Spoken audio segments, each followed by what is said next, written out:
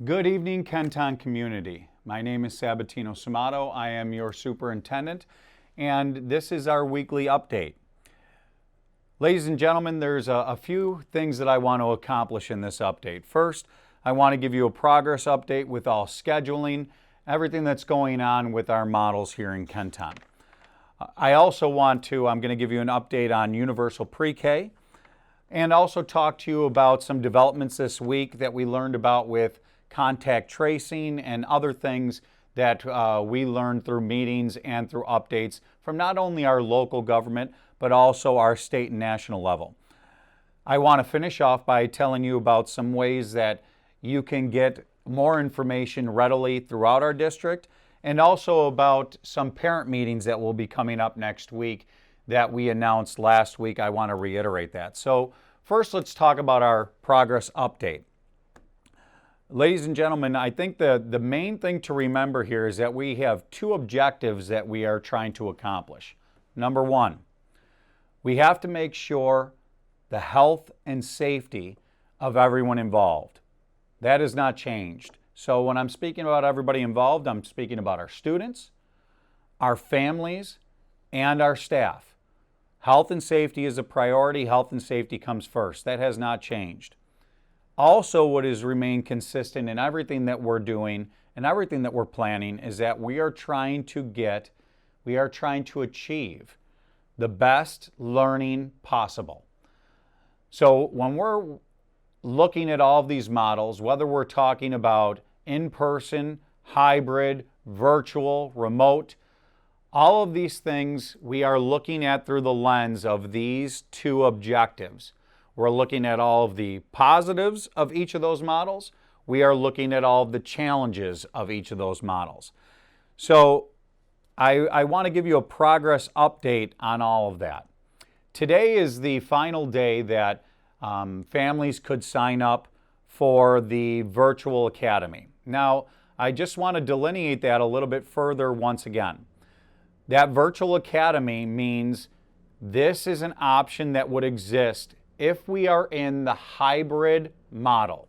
The hybrid model is what we released and we refined based on community feedback. That is where A group attends Monday and Tuesday, everyone is in a remote learning on Wednesday, and then B group attends on Thursday and Friday. So just reiterating what hybrid means. Virtual Academy, the Kenton Virtual Academy means that if we're in that hybrid model, these families, these students are saying, we want to be virtual full-time. And we're trying to figure that out. As we stated last week, we needed to close that registration for that Virtual Learning Academy today for several reasons. The biggest reason being that we cannot schedule that academy unless we know exactly how many students are in that academy who want that academy.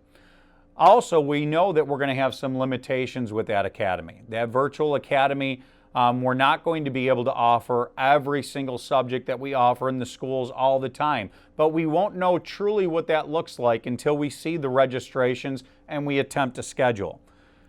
As of today, while I'm making this video, more than 1,500 students have already signed up and committed. Those students and families have committed to 20 weeks through the whole first semester of Virtual Learning Academy. Now, I want to be clear. Remember, we are still trying to figure all of this out. Some people have asked me this week, well, Mr. Samato, some school districts have come out and already announced that they are in a fully remote option to start the school year. Where's Kenton on this? To be clear, to clarify it for everybody on this video, Kenton has not eliminated any of the possibilities of a full remote option. We are trying to figure out the logistics and continuing to try and figure out the logistics of running a hybrid as well as a virtual, and looking to see not only can we do that, but will that be and will that meet the objectives that I've listed already, health and safety, and will that be the best educational model that we can offer to our students? I will tell you, we will go through no longer than next week, looking at the scheduling, what we can do for staffing, what we can do for safety, what we can do to make sure that we're meeting those two objectives, and we will have a final announcement on Friday of next week, exactly what we're doing with the district and what parents can expect for this first quarter and first semester. Now with that, we will then get out and roll out. Let's say that we land on, yep, we are absolutely moving forward, full steam ahead with that hybrid. Everybody plan accordingly. You will then find out your groups by that week after next Friday, so that you can plan accordingly as a family. We thank you for your patience. We know that this is hard. We know that we keep on going down the line and time is ticking. I promise you, families, our staff, our teachers, our administrators, our support staff, no one is taking a moment's rest. We are constantly and consistently trying to figure this out for you. Hence why I'm telling you this in this update. For the families that have asked me about virtual, that their kids are in advanced coursework, their kids maybe even need to have other coursework that we haven't talked about or haven't delineated through our meetings, that they don't want to lose that coursework through the virtual model. We understand that. We're taking all of that into account as we look at the registrations. If we have enough kids, for example, for an IB course, that's at the high school level for an IB course, we will absolutely offer that IB course. But the registrations will determine the course of action we can take in this scheduling. New York State requirements for in-person attendance and health and safety measures, the best that we can do, we are working towards. And I want to reiterate, no matter what model is the final model that we land on, there will be many things that are different. And I shared that last night in our parent meeting about virtual. There are many things that will be different in this upcoming school year. Our staff is the best staff around. We will continue to modify, we will continue to grow and learn as we go through this process. And once again, we thank you for your patience on that. But I wanted to make sure that everyone had the most up-to-date information. Also, let's talk about transportation since we're talking about that information. I really want to thank all of our families, more than 1,300 students' responses about transportation opt-out. Now, that tells me a couple things, folks. Number one, we have some very dedicated families in Kenton, and they're doing whatever they can do to help out. Number two, it also tells me the level of anxiety that people have when it comes to transportation during this pandemic. I understand, and I thank you for your commitment to that, and we will be updating everyone on the transportation simultaneously as this scheduling is happening. Parents, once again, asking what hybrid group that they would be in, if we're able to move forward with that hybrid and virtual learning group. In order to get that information, I want to make sure that parents know that Parent Portal using Infinite Campus is the best way to get that information. It's extremely important that all parents and guardians ensure that they have access to an active Parent Portal account. Parents will be receiving instructions how to create an account if you have not already created your account. So please watch for that. Please know that you should be pursuing that on our by looking for that information to come to your email, other notification, and on our website how to create that Parent Portal account.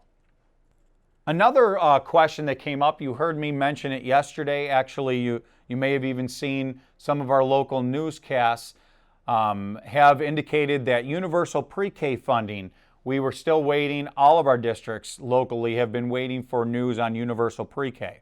I'm happy to announce that earlier today we learned that funding has been released, so programming and planning can move forward. Now, I want to give that with a little asterisk. That, of course, universal pre-K and through our CBO, our partners that we have, our universal pre-K will also depend on what we can do as far as in-person learning. But I am happy to announce that planning, those announcements will move forward based on today, and you will get more information to follow about how Universal Pre-K will be moving forward this fall. Today, you'll see on our website, per Governor Cuomo last Friday, he asked for a few things. He asked that our virtual learning plan be updated on our website. You'll see a section that really talks about virtual learning in Kenton. You'll also see this next section that I'm about to discuss, and that's contact tracing and testing. Well, I'm happy to announce that in our work as local superintendents with our Erie County Department of Health, Dr. Gail Burstein, led also and moderated by our Erie 1 BOCES, Dr. Lynn Fusco, the wonderful job that she does in helping all of our local districts. Erie County has provided guidance on that contact tracing. And I want you to look at our website because our procedures on contact tracing and our procedures about testing. Folks, let me clarify. Schools are not testers. Erie County Department of Health agrees, and they actually tell us our job is to educate the students. Their job is to worry about what's happening with testing throughout the county and also contact tracing. So if a student or staff member tests positive, the Erie County Department of Health will initiate their process and their procedure of conducting that contact tracing. I'm going to encourage you to go to our website. You'll see some flow charts on our website from the Erie County Department of Health. You will see our internal processes and procedures for that in the event that anything like that should happen. I just want to reiterate some things that we did find, that at least schools, students and staff will not be able to return to schools in the event of a positive test. And that will be for 10 days following the onset of symptoms, at least 3 days without a fever. So that's for our students and our staff. Now, let me be clear about that also. We will be making sure that anyone who is sent from our buildings that are displaying these symptoms, families, it's important to know, your child will have to come back with a release from their primary care provider. They will have to be 10 days out from those symptoms or have a negative test for COVID-19. So please be aware that we really need you to look at that website and understand what those procedures. We'll worry about the procedures and make sure that our staff knows the procedures, what they're looking for. We have to remember, folks, there's a lot that goes into this. We do not want to ever put or isolate a child that they feel like they're under heavy scrutiny or any type of embarrassment. There will be procedures that we're asking in that partnership with families, making sure that they are not sending students to school that are displaying any of those symptoms, have a fever, anything that goes along with COVID-19. Those are those assurances. That's the partnership between the district and the community that we're really going to ask for your help with.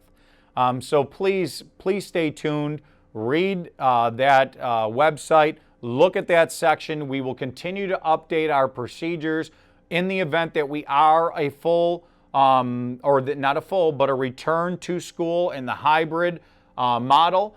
We will ask that our community is working hand in hand to make sure that we are only setting our schools up to be the safest environments that we could possibly set them up to be. Also, I want to let parents and families know that we always have, especially throughout COVID, we're getting questions all the time, ladies and gentlemen. And we appreciate that because questions aren't just always something to be answered. They're something for us to take in and to realize how our community feels in the now, how they're feeling about our most recent announcements, how they feel about what they're seeing in the community regarding COVID-19, what they're seeing and how they're feeling about other plans that they're hearing about. But I can also tell you this. Please look at our website and use our website. We have a frequently asked questions posting about reopening, an FAQ, on our website at www.ktufsd.org/FAQ. And this is very interactive. It's updated and added to continuously.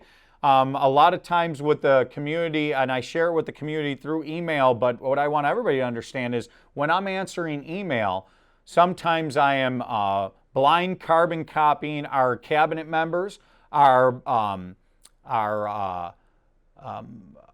public relations office, so that they can get the answers that I've given to families and get those up on the website, because other people may have the same question. They may need the same clarification. So we take that information and actually put it into this frequently asked document. The questions are organized by category. There's built-in links to make every page easy to navigate. And there's even a way to submit questions, and we will answer those questions and add information. That brings me to my final topic for this weekly connection, and that's the parent meetings that will happen next week. We announced this last week, but I want to reiterate that we're going to be conducting parent meetings, 3 virtual parent meetings scheduled for next week on all the topics related to reopening.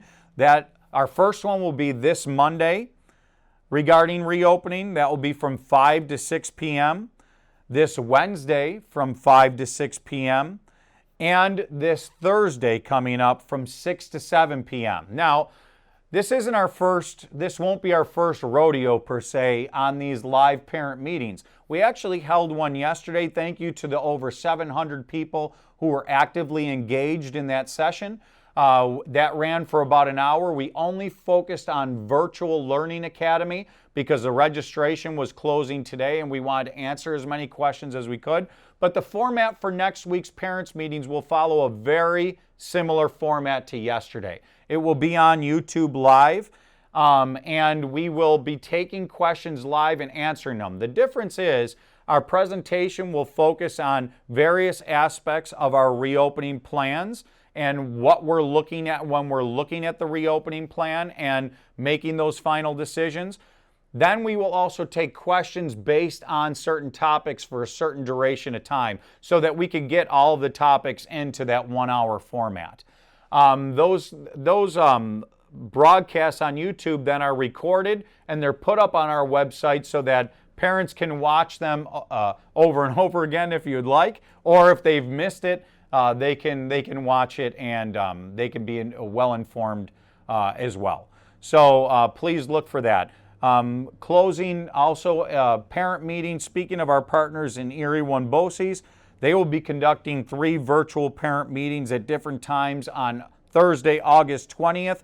You can visit their website, e1b.org, for more information. And you can learn if you would like to attend any of their meetings if you have a child that does attend any of our Bosse's related services. So ladies and gentlemen, here we are on Friday, August 14th. I know that there is still a lot up in the air. I just want to make sure in closing that everyone realizes that this Kenton community, our families, our administrators, our teachers, our support staff, everyone is working together very collaboratively to get the best answers. Remember the 2 objectives: safety and security, providing the best education possible. We have to be fluid in our thinking, ladies and gentlemen. The hurdles that we face every day, I've shared them with you in the past, everything from transportation to making sure that everyone is safe and secure in our buildings at all times, and making sure that we can give your children the best education possible. We will get through this together. That is the only way. We will get through this together. Thank you for your patience. Thank you for tuning in. Thank you for your feedback. And especially, thank you for being Kenton proud, Kenton strong, and helping us be Kenton moving forward. Thank you and have a great weekend.